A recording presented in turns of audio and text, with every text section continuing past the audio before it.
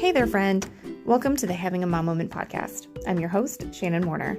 This podcast is all about taking a few moments for yourself and reconnecting to the amazing woman behind the title of mom.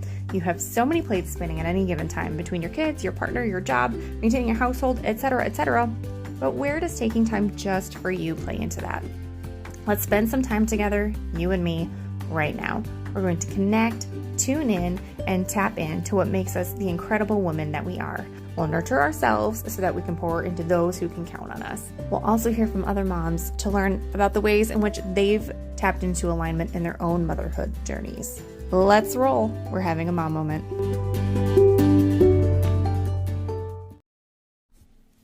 Hello, my friends. Welcome to this week's episode of the Having a Mom Moment podcast. I'm your host, Shannon Warner, and I'm so honored that you took your precious time and decided to join us today. You may be listening to us on Apple Podcasts. If so, welcome. I finally was able to get the podcast over to that platform after much back and forth with Apple support. So if that is your preferred platform and you've been listening to me on Spotify so far and you'd prefer to be over there, I'm there now too. So yay, come find me. This week, I am so excited for our guest, Chantel Porter, to share her wisdom on human design. She gives us the origin of human design, what it's all about, where it came from, and the really juicy stuff is how she talks about how we can leverage it in our own lives, especially as mothers, and how we can enhance our parenting and help our children with human design. If this is completely new to you, you may want to download your own chart before listening to this episode. Chantel recommends doing so at jovianarchives.com. That's jovianarchives.com. And that link is also available for you in the show notes. I hope you enjoy the episode. Welcome, Chantel. I am thrilled to have you with us today. I'm so excited to talk about human design. But first, can you share a little bit about your own motherhood journey? Hi, yes, I'm so excited to be able to have this conversation with you. I really love talking about motherhood in general, but let's talk about this motherhood journey of my own. It really was not always something that was easy for me. It was actually in the beginning of my journey. When my daughter was a baby, I loved it. This was this natural place for me. And I remember feeling okay, this is what I'm here for. I was meant to be her mother. And then, you start to move into toddler and childhood age, and things got really difficult for me. And my childhood trauma started showing up, right? I just wrote a post today and I said that for years, every single day of motherhood was like a trigger for me. It was a childhood trigger every single day. And so that was really difficult. And I began to resent it and hate it and, continue on this path of passing on this trauma to my own daughter, which then really kind of smacked me in the face. I share now a bit more openly about, I remember spanking her and realizing, what am I doing?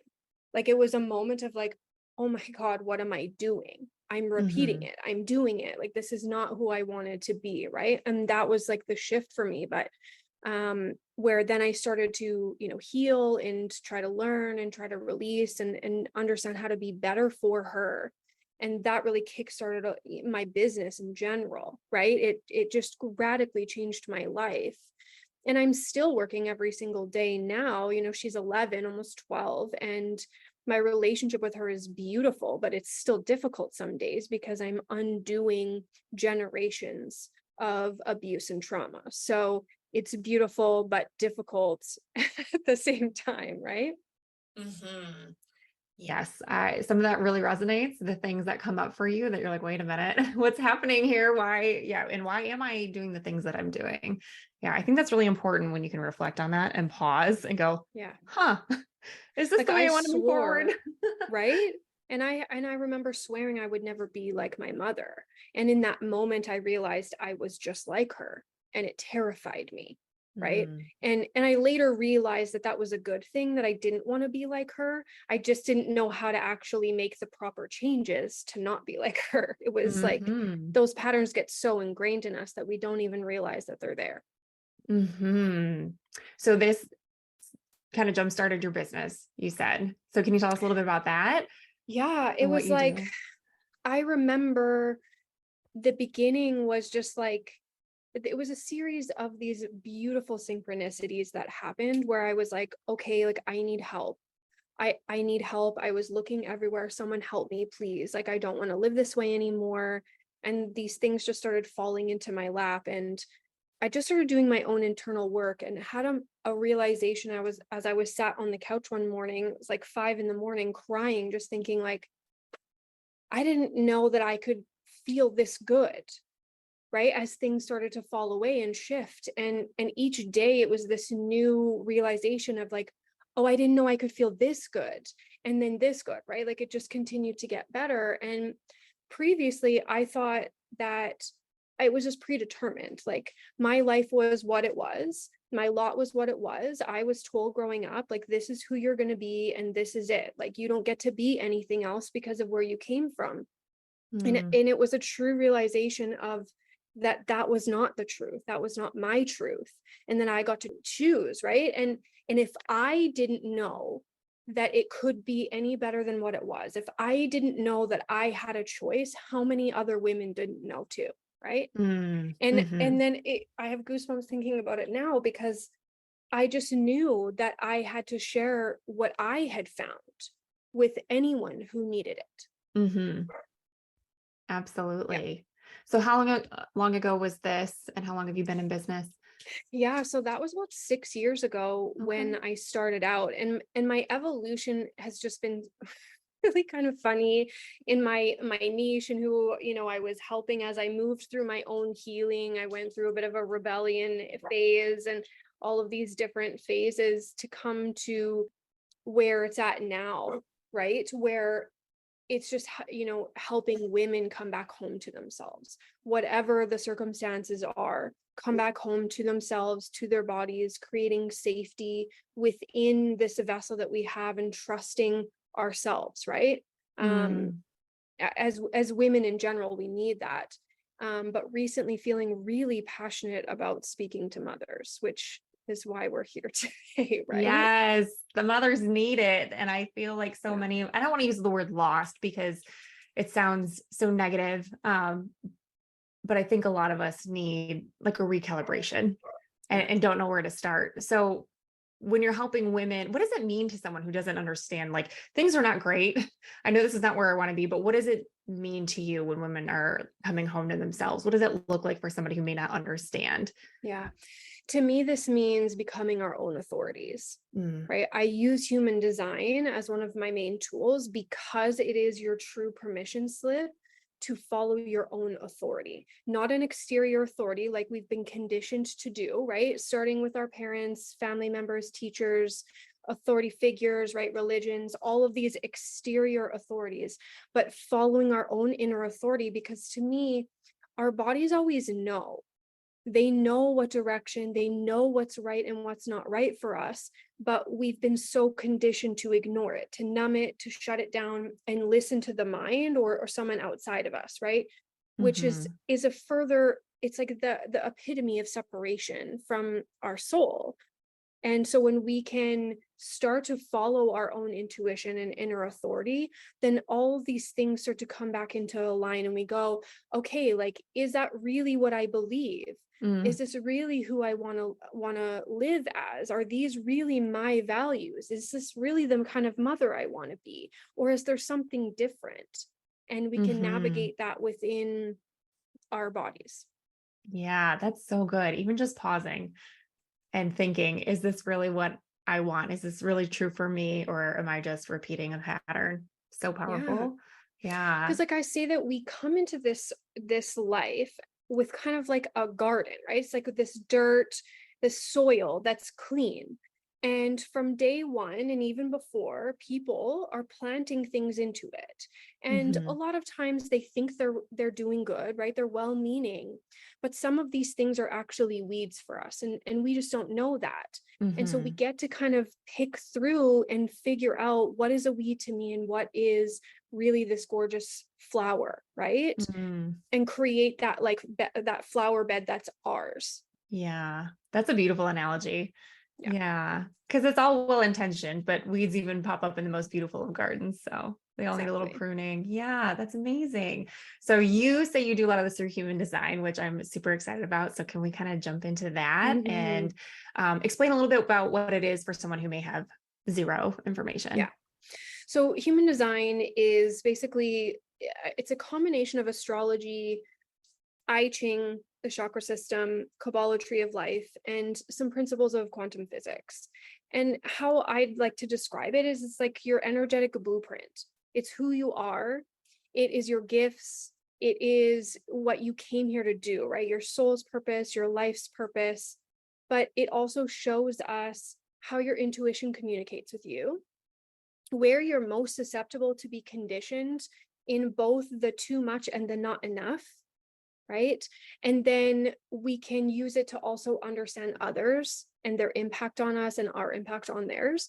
But then Mm-hmm. really like how we are actually meant to operate, right? We don't have to be like anybody else. Like human design shows us we're so all individually unique. Like there is nobody else on this earth plane just like you or just like me or anybody else. And it is this beautiful blueprint that allows us to go, okay, all the things that I already know of myself, right? Like we know these things. Mm-hmm. It's like that permission slip to be like, oh yeah, like I am supposed to be that way. This is a part of what I'm here to do and who I'm here to be, and I don't need to be anything else, and I'm not missing anything else, right? Like we Mm-hmm. come here with exactly what we need to fulfill our purpose. And that's one of the reasons why I love it so much, because it's just this like, here, like this permission slip, like you've had it all along, right? And then we Yeah. get to do this deconditioning process of shedding all of the stories and the conditioning and the pain. Yes, that's so good. I love how you said that you've already got what you need. You've already got it to do what you're here to do. That's so powerful because I know a Yes. lot of us are so like, oh, if I only had this, or if I had these qualifications or certifications, or these Yes, circumstances are going to stop me from doing that thing that I feel called to do. It's like, no, it's already all in you. I love that. exactly. And we are even so conditioned in the way of believing that we want things that we don't actually want. Mm, Right? Like yes. we think that we want them. And some of this is like, mirror neurons, kind of psychology type stuff. But it's like we grow up seeing other people do things and we think that that's what we want and that's what we need Yes. to achieve. And really, it's not at all. And you may need far less than what you think to truly be satisfied or to feel successful or to feel peaceful, right? Like whatever your energy type signature is.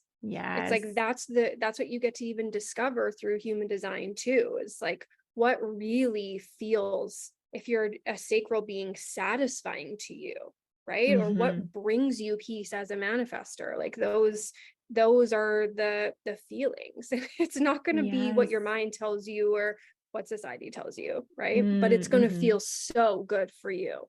Mm-hmm. So powerful. So how does someone get started figuring out what their human design is? And then can you talk a little bit about the different types?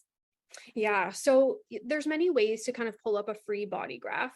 Usually the one that I send people to is jovianarchives.com. It's JOVIANARCHIVES.com.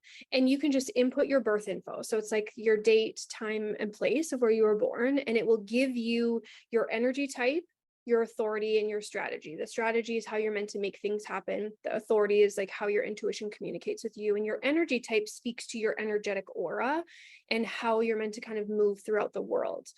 And I always say that I don't ever want like the energy type to be a box that we put ourselves in. Before we started recording, we were talking about like, you asked about me being able to guess what people are. And I said with the energy types, it's a little bit harder because of conditioning. But when it comes to the centers, to me, this is really important. The centers is where I can hear what people have or don't have based on the way that they behave, what they say, what their struggles are, like all these different things. And that's who we are, right? Okay. Really, like our centers and our gates, and that's who we are. The energy type is like how our aura interacts with the world. So there are 5 energy types. We have the manifester, manifesting generator, the projector, and reflector. Now, the manifesting generator and the generator are both sacral beings. The manifesting generator is a bit of a hybrid, but it's still a sacral being. So their aura works the same as a generator. And your aura is really, like I said, it's like a sacral being has an open and enveloping aura. I always say, if you think of like traditional law of attraction principles that talk about being magnetic, like you draw everything to you, that's a really very much like the sacral aura, which is 70% of the population has a sacral aura, right? So that's where like a lot of these messages kind of end up filling the atmosphere, right? Filling our lives. But it's very much this pulling in. We pull in, we magnetize, and we envelop other people's auras. We that energy is that sacral being. Whereas a manifester is a bit more of a Teflon aura, like a reflector as well. Reflector is very much Teflon aura. Manifester is like, they test your aura and decide whether you're like okay to be involved or not. And if you're not, they push you out of the way. So it's like there's some negative connotations that people will have when they read these basic descriptions. So that's why I'm always like, it is not meant to restrict you or box you in any way. Please release anything that doesn't truly feel good to you. And then projectors pierce right into the core, into the soul of who we are. And you'll start like when you start to learn about human design and you meet people and you feel this like feeling, I usually know a projector simply because you can feel this piercing into the core of who you are, and it can feel really uncomfortable, or it can feel really invigorating at this, on the other side of it. My daughter's best friend, her sister's a projector, and she is, I think, 7, and she is just like, she looks at you and you're like, whoo, like she just totally just penetrates into the core of you. It makes my partner really uncomfortable. I think it's fascinating to watch her as like a young, unfiltered, unconditioned being. It's really very cool. So yeah, that's the energy types. And it's really just, like I said, how we're kind of meant to interact with the world. It's not law, right? It's like we're meant to experiment with this and just understand how you're meant to attract things, bring things to you. Interesting. I love that about the child piece as well. And I think it is really powerful once you figure out your own to look at your children. Oh my And gosh. it's been insightful for me as well. Yeah. It changed the way that I was parenting my daughter, right? Like it truly allowed me to step back and be like, okay, what works for me doesn't work for her. Or what I would think is the right way doesn't necessarily mean it's the right way for her. And it's like a full permission slip too, for me to allow her to be who she is and advocate for her out in the world, right? With teachers, with other adults, right? Like in so many aspects, I get to arm her with this information, and she's already so freaking powerful at 11. I'm in awe of it every single day. I love that. So when did you start having these conversations with her? At what age? I've really been having more like outward conversations about her human design in the last year. Okay. She's 11, almost 12. So it's like she's able to understand more. Before, it was just about me parenting in specific ways and saying, okay, let's do it this way. And right, like that kind of stuff, me managing it. But now it's very much, I'm like, okay, so like you're struggling with this because let's look at your design. Let me show you how this shows up for you, right? The struggles and the strengths. And like she is a 5-1 generator, and the 5 energy can bring what we call projection, right? Like people project onto you positive or negative things that oftentimes really have nothing to do with you at all. And I've watched this happen to her since she was 4. like Ooh. really this projection field of being blamed for things that were not her fault. And so Ooh. once I started learning this, there's so many things that made sense. And I was able to then say to her, okay, babe, let's see where, okay, where is your part in it? And then aside from that, know that people may project their things onto you. Right? Like I don't Mm, have to make it overly complicated to her, but they may push their things onto you. They're probably not, don't know how to deal with their own things. And so it's, easier for them to project that onto you. And so it's your job to really have firm boundaries, right? Like the boundaries mm, thing is so important for her as a generator in general. She has an open heart center. So there's this drive to prove herself out of the not self, right? Prove her worth. Right. So there's this like mm, storyline that I can then bring her through to help her really understand herself, understand how other people impact her, and then advocate for her own needs. Right. mm-hmm. That's Yeah. super powerful. Yeah. Yeah. So in your two design types, are there things specifically that you struggle with because of Yes. your differences? 100%. Yeah. Yeah. So I said she's a 5'1". I'm a Mm-hmm. 6'2". So the one is like the foundation of the house, right? Like it wants to know all the details, all the facts, have all the information, and through that they feel safe to then move forward. The two doesn't care. The two is like, I Mm, don't care about any of the details anymore. None of those matter. The two inherently just knows things mm-hmm. without caring about why or how or where it came from. And so her constant need to question all the details is actually hardcore triggering for me. Wow. Like it's uncomfortable where I'm like, why? It doesn't matter. I don't know. Right. Like Yeah. I have to move through this process of now I can say, you know what, babe, I don't really think about those things, but maybe you should Google it. Yeah. Right. It's like Google was invented for ones, they say, because then they can go, and she does. She Googles everything because like I just don't care. I Yeah. really don't care about a lot of these things. And it doesn't mean that she shouldn't care. And it Yeah. doesn't mean that there's anything wrong with her because she does care, or me, right? It's like Yeah. full permission for me to just be like, you know what, babe, that's not something I really think about. But Yes. here's this tool, you know, that's one of the big things. And she has a defined ajna, which is very like it can be really very stubborn energy. Mm, It's like this, she knows her mind, she knows her opinions, she has direct access to it. It can be just this very stubborn energy of not easily taking in new information. It takes her mm-hmm. longer to process new information, and then as the one, she has to go out and experience it, research it, figure it out on her own, and then she can come back and we can have a conversation about it. Whereas mine's open. So I'm like open to new perspectives super easy. I take in new information really easy, but hers is very slow and can be very challenging sometimes. So even just advocating for her at school, I can explain to teachers like, hey, she's not challenging your authority. She's a one and she has this defined ajna. So it's like this is part of her design. And she's here. One of her main channels, like her purpose here is to share her unique perspectives and views of the world with me, Mm, right? Like so she is to navigate that, and there's going to be some bumps in the road with it, but that was a really big piece for me in understanding her and releasing this like what is going on, like need to control, argue, right? Like arguing. yeah. Yeah. Interesting. My daughter is a 1-3. So some of this really resonates, like especially the Mhm. details and things. I'm like, I don't know. I don't know. Yeah. Right. Yeah, or she'll be Right. like, just ask Google. I'm like, because she's 6. So, it would be Yeah, me asking Google, but yeah, that super absolutely. resonates. Yeah. Yeah. And then So, as that 3 energy is like yeah. it the 1 and the 3 are polar opposites. The 3 is learning through doing, learning through making mistakes and experiences. The 1 is learning through researching and getting all the facts. So she'll have to learn how to balance those two together. Woo.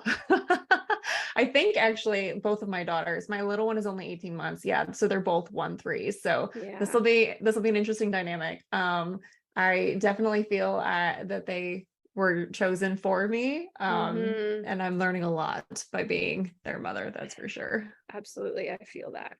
Yeah.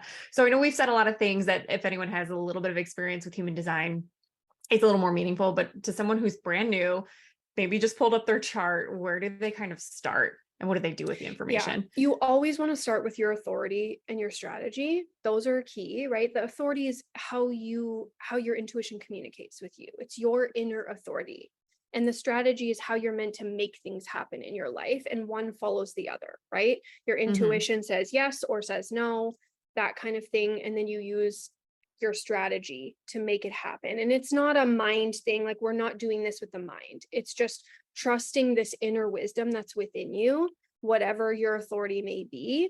Focus on just following that, and in the minute details, using it in what you're eating and what you're wearing and like what you're reading, like every little, start with the tiny details.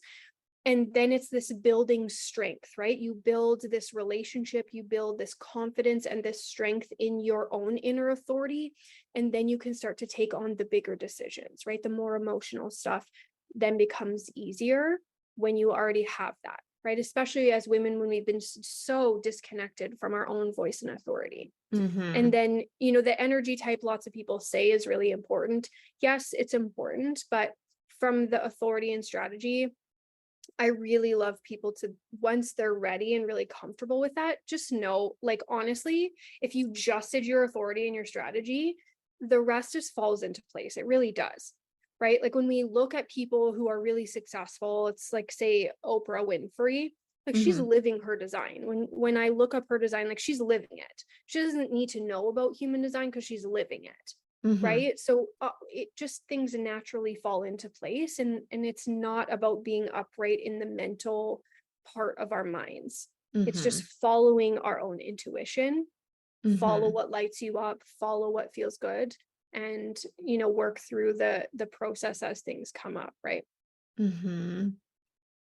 I want to back up real quick because I've had this come up with people in my own circle who want to pull up their human design but don't know their birth time. So can you suggest, Okay. if it's not on the birth certificate, the best way to navigate that? Yeah. So there are people who like to provide this service to support others in finding their birth time through their own kind of work. And I have also, how I usually do it is, I will sit down with their charts. Like I will take their birth date, place, all that stuff. I will plug it in with like a noon time, and then Hmm. I start to play with it. I change the time. I go through like every single hour on the clock and I see what changes, right? Sometimes there will be massive changes and sometimes there won't. But then within a reading, I can say to someone, okay, like, how do you resonate with this and this? Right? I can start to ask questions to really start to like tailor it down and see. When it comes to that, though, if we can't know for sure the time, there's just certain aspects of their chart that won't be accurate. And we wouldn't Hmm. focus on those, but Okay. they're not things that I think people need to be worried about.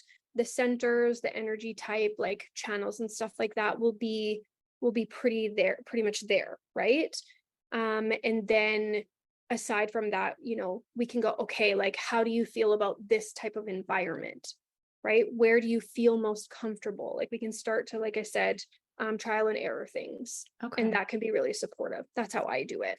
Yeah, great. Okay. I know that's hard when you don't have it on your birth Yeah. certificate, and I've heard some people suggest calling the hospital where you were born if it's Yeah. still there, maybe doing that or contacting your health Yeah. department, but I know some people still struggle Yeah. to find that And information even I've that done way. readings with people who like they have no way of finding out. They were Yeah. adopted and they have no way of finding out. And so, we just work within that, right? Hmm. And yeah, like we just don't worry about some of the like I said, more like really advanced details that, again, you will naturally find, your right environment, right? Your right kind of way of eating, that kind of stuff, when we really tune into our authority. Like it's just the Mm. main thing Can always. we touch on the eating piece because that was Yeah. something that I uncovered that I thought was very Mhm. interesting. Yeah. So we are all designed to eat a specific way, right? So I'm not super advanced in the actual like gates of, there's protein, fat, and carbohydrate gates that we have, and Mm, those go really deep into how we're meant to okay. eat. But the main piece is, what we call cognition. So there there's 6 different ones. So, like my daughter's is low sound cognition. And Okay. so that means that she needs to eat in an environment that has like a lower sound, right? Okay. Her body can't process the nutrients, the food. If we're in a really busy restaurant that's really loud, I allow her to bring, see, here's like a new way of parenting.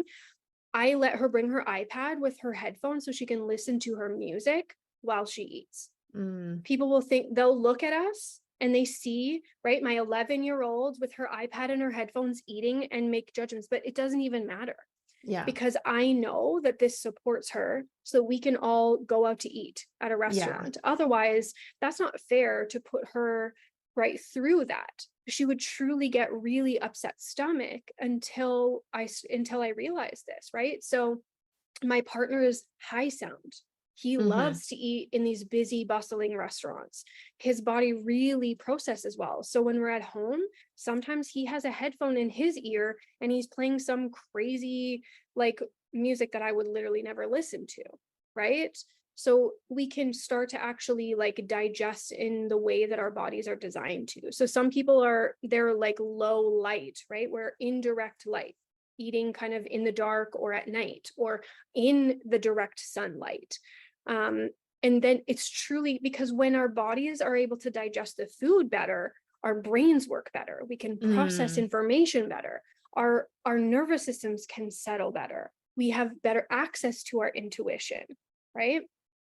yeah. It's a really, this one to me, like cognition and actual environments, like where we're designed to be, is so important. Like it's a huge, huge one that I love to speak about because of regulating our nervous system, Mm, right? Lots of people are talking about that, but like these are practical tools that are available to us through human design. And when someone's going through a really deep, healing journey, these are really big things that are so simple to implement. yeah. And imagine if you're tweaking these things that you're doing every day, the way you're eating, where you're eating. Yeah. Because Yeah. food is one of the biggest ways that we're conditioned, Yeah. right? For me, I'm taste. So I need to eat only that which tastes good to me. And if I force myself to eat something that I don't want to eat, I get a very upset stomach. But Mm, I grew up in a household where I had to eat exactly what was put in front of me, even if I hated it. There's been plenty of times I vomited all over the table as a child because of this exact thing.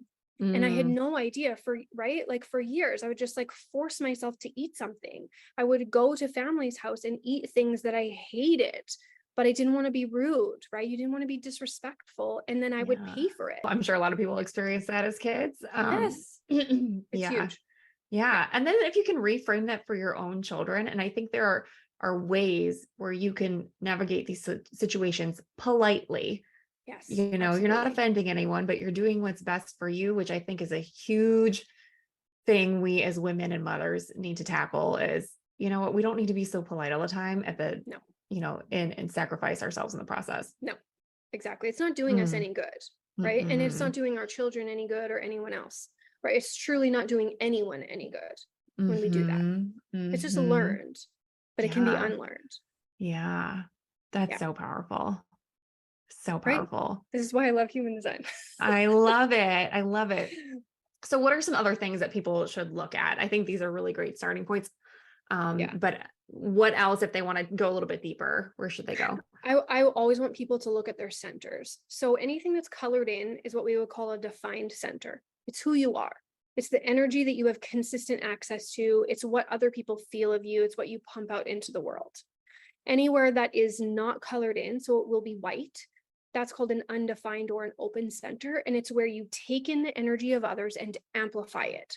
So where we feel uncomfortable, right? If you have an open emotional solar plexus, you are what we call a true empath because you take into people's emotional energy and you amplify it. Mm, And that's going to impact you in very massive ways, right? As children, if you have an undefined emotional solar plexus, this may lead to you lying a lot because it's extremely uncomfortable when people get upset, right? You feel their emotional energy, and it's like it can go to this retreat, right? Lie, retreat, run away, or aggression, right? Mm, Because it's protection, right? You're just trying to protect yourself. You're just trying to avoid this really very painful energy, because it is painful.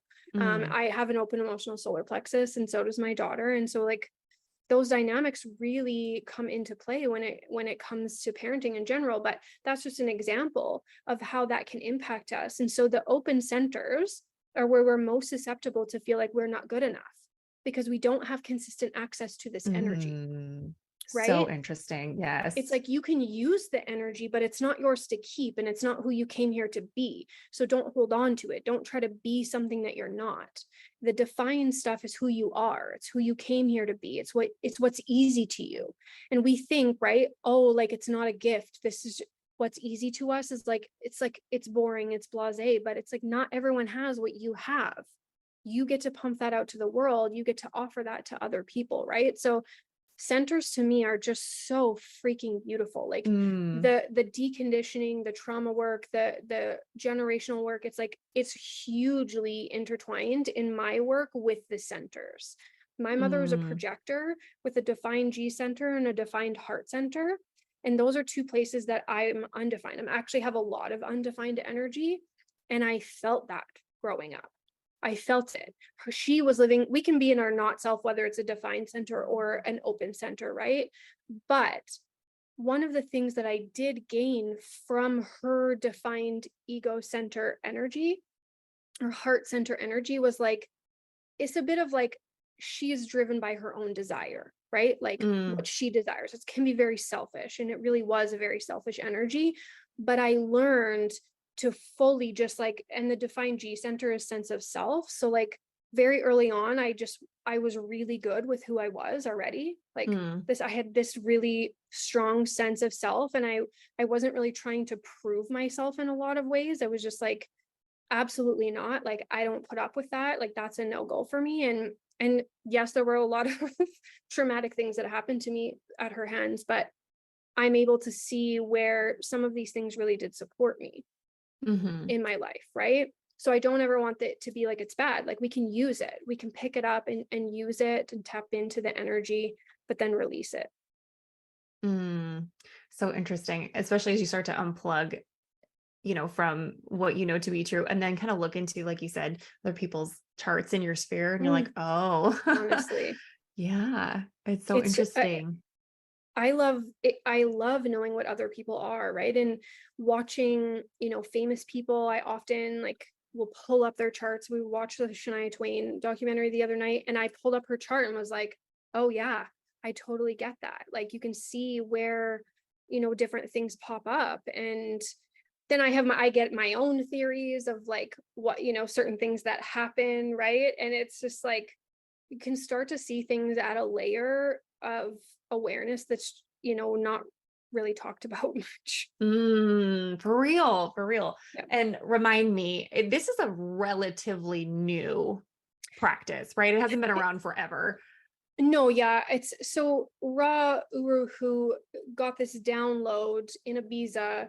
Um, I think it was in the 80s, I want to say 70s or 80s. Hmm. Um, and then it's now starting to pick up momentum over the last few years, and especially in business, because people want to make Oh, money and they want to oh. tap into it, right? Like, it's very much, because here's the thing, we make money out of the not self, which Mm, is the open centers. And so it's very much like, it just is what it is, right? Like, you can do it ethically or you can do it unethically, hmm. however you choose, like, but that's how it's done.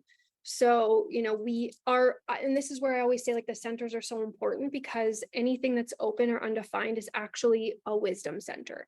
It Mm, operates like a three line.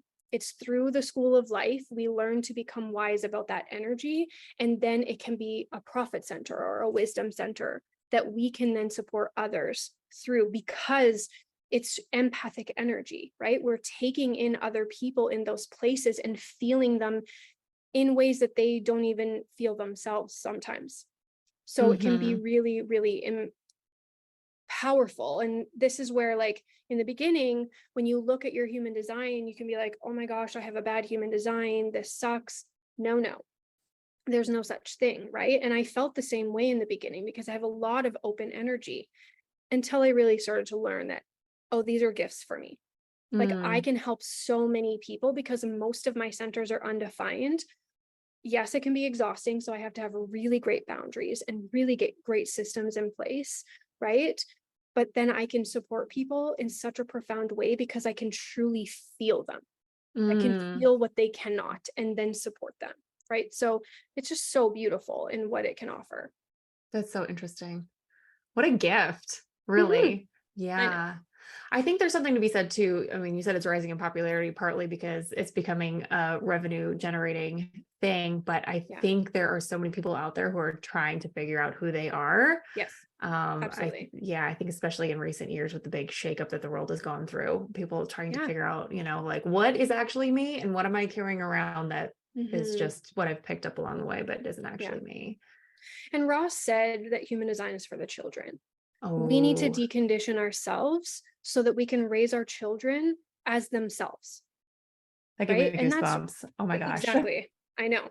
That's like, that's the whole vibe of it. That's what it is. This is how we change the world, is through our children, Mm, allowing them to truly be who they are. Right. But first we have to do it for ourselves so that we can do it for them. And it aids in that. And that's, like, yes, great. It can be done in business, but like, that's like, whatever to me. I'm like, yeah, right, whatever. right. Cool. I can give you that information too.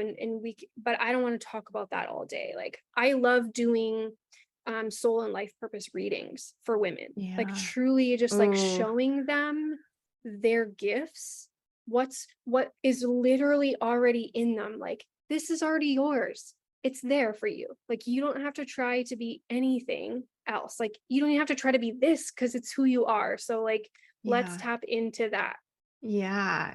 Can we talk briefly about your offerings? Because you brought Yeah. it up and I think it's such important work. Yeah. And Yeah. we're here for it.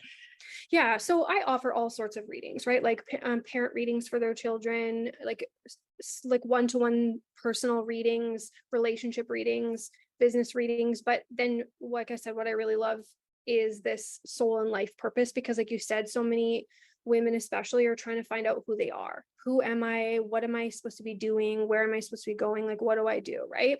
Hmm. So all of my readings are 2 hours. And they always come with a pretty large PDF, usually 60 to 70 pages of information afterwards. Like, it's a lot because I get really excited about it. Yeah.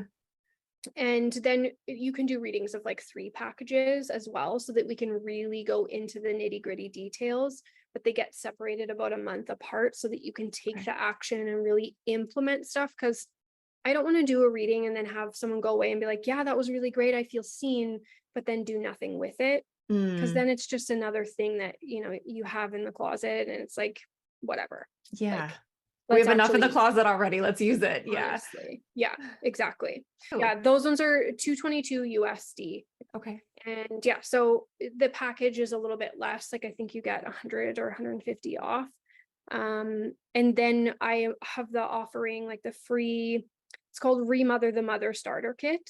And it kind of goes through 8 really pivotal aspects of kind of remothering ourselves, right? Doing this kind of deconditioning process where we're examining our relationship with our mothers, because as women, this is really a crucial relationship that impacts us so deeply. And because we live in such a patriarchal society, it's Hmm. that much more important too, right? Like, it's so intertwined.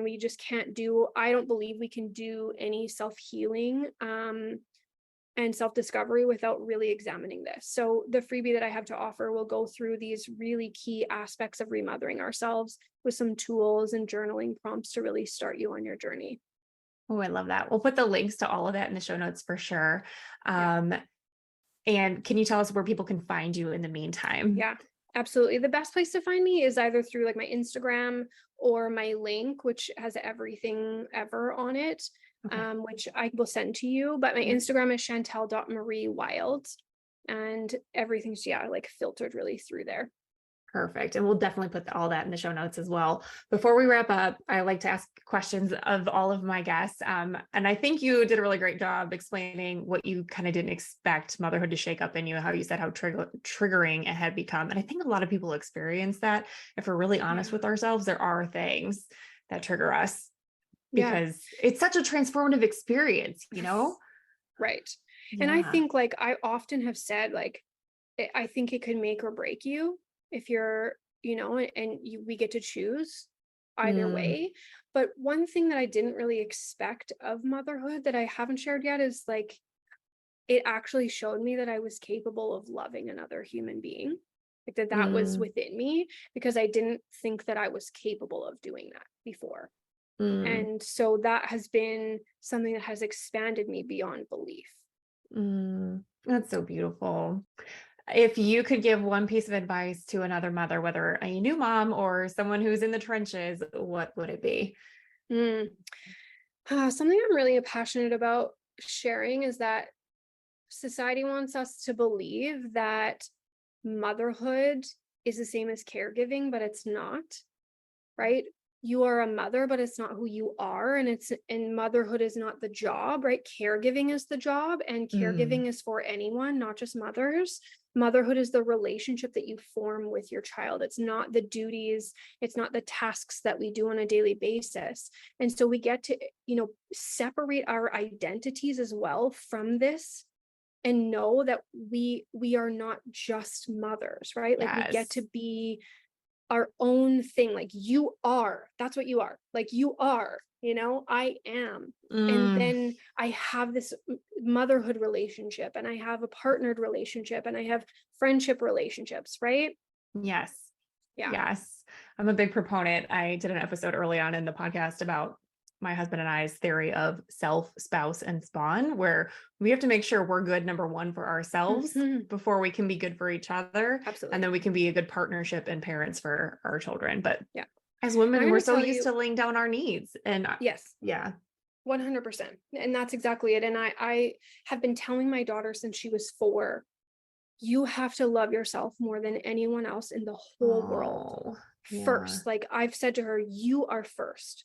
And then other people come after that. And I would Yeah. tell her, I'm first. I have to love me first. I have to Mm, fill me and me be, right. So then I can then give to you. I wanted her always to grow up knowing that she was first to nobody else. Same for me. Right. And modeling that to her, setting yeah. boundaries and saying, no, like I need this right now. I need Yeah. space right now, or I need to go, right? Like, Yeah. yeah. Yeah. I think we're good at modeling that, but I think I'm going to start integrating and telling, no, I need to love me first and you need to love you first. And then the next pieces come in. Yeah.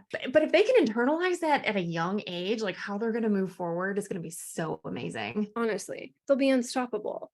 Oh my gosh. Just goosebumps all over. And yeah, I think our kids are here to just change the entire world. And if we can just support them, but Yeah. support ourselves first so we can support Yeah. them better. Yeah. Yeah. Yeah. So Absolutely. incredible. So incredible.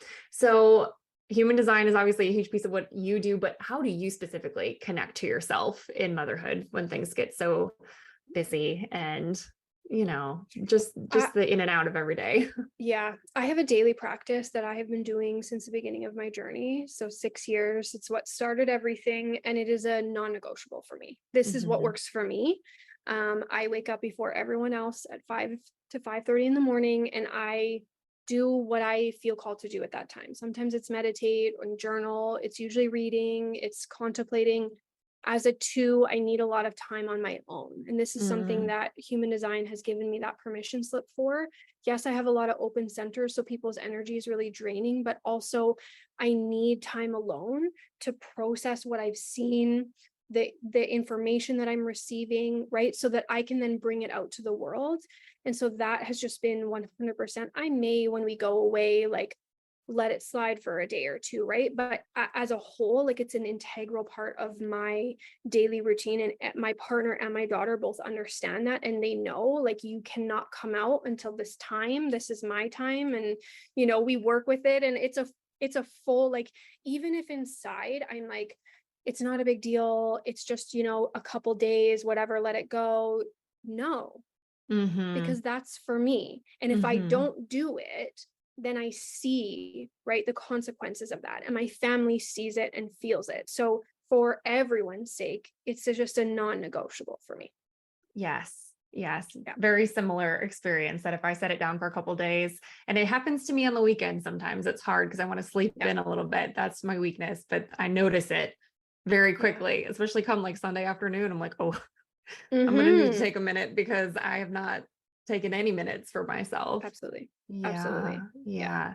And I'm just going to take this opportunity again to, and I've said this in the past on previous episodes, but like meditation, I think is so life-changing. And I encourage Mm-hmm. anybody to give it a try, just to sit with Yeah. yourself for a few minutes. And if it's uncomfortable, find a guided practice Yes. or, find some music just to sit and listen to and just Yeah. And let the even space. within human design, you can actually kind of navigate what the best way is to even do that. Like it's Fascinating. Of because some course. people don't need the guided and some people need more guided, right? Some people Mm, voice, like speaking things out with their voice is better than journaling. And we can use these things to even support those moments. But meditation truly changed everything. Like that anxiety, that racing mind, all of those thoughts just started to halt when I started doing guided meditations, which I yeah. absolutely love. Like they're my Yeah. absolute favorite of all time. Yeah. I like it for me because then I don't have to think. Yeah. I just put it on and I just listen and do what it's telling me to Hmm. do. And I don't have to, Yeah. okay, try to focus my mind and Yeah. calm my mind and all those It is things. like it's a form of that, like any type, movement meditation, right? Like where your brain's just like switching off. You're just giving it permission to like not have to think, not have to do. And I've had people tell me, doing mini guided like breathwork sessions where it is like a meditation and they're like, I've literally never felt that amount of peace before in my whole life. Like my mind just Yes. shut off, right? That's what's Yes. it's capable of doing. Yes. Oh, I love the idea of this all being in your human design.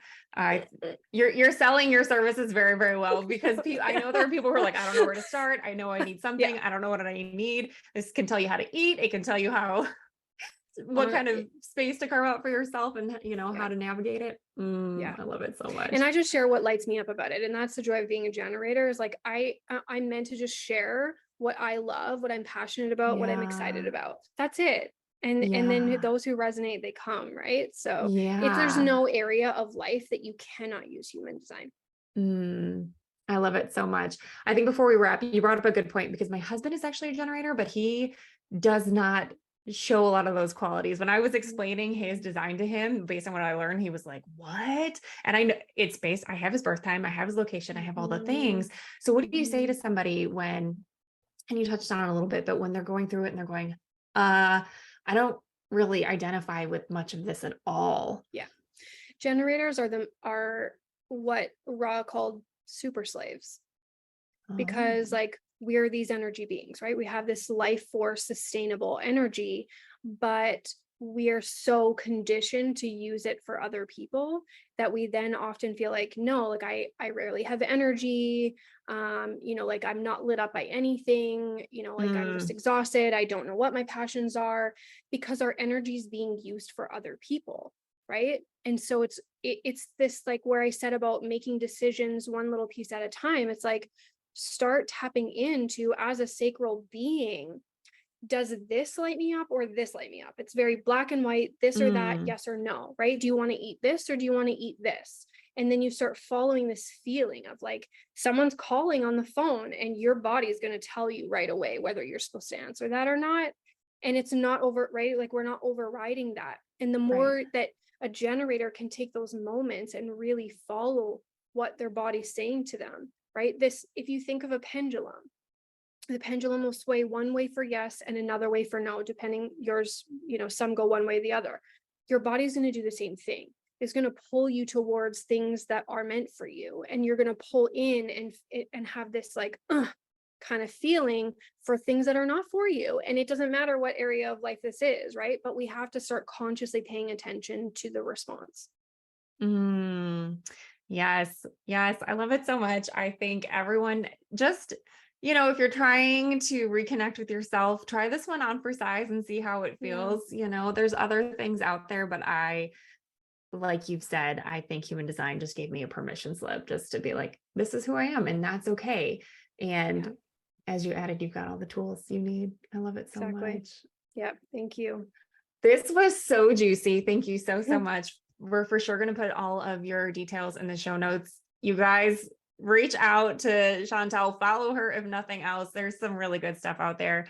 And we just hope everyone can journey back home to themselves because we have such an important job and our kids are going to do such amazing things. And we get to walk beside them in the journey. And Oh my gosh, yes. yeah, I love it. Thank you I've so had so much for many having goosebumps. me. Absolutely. So many I know. goosebumps. So many I goosebumps. love it. Awesome. Thank you, Chantel. This has been Thank wonderful. you.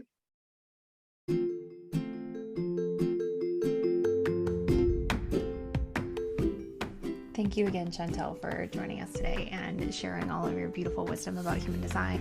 I think it's so magical that this is just another piece that we can use to reconnect to ourselves.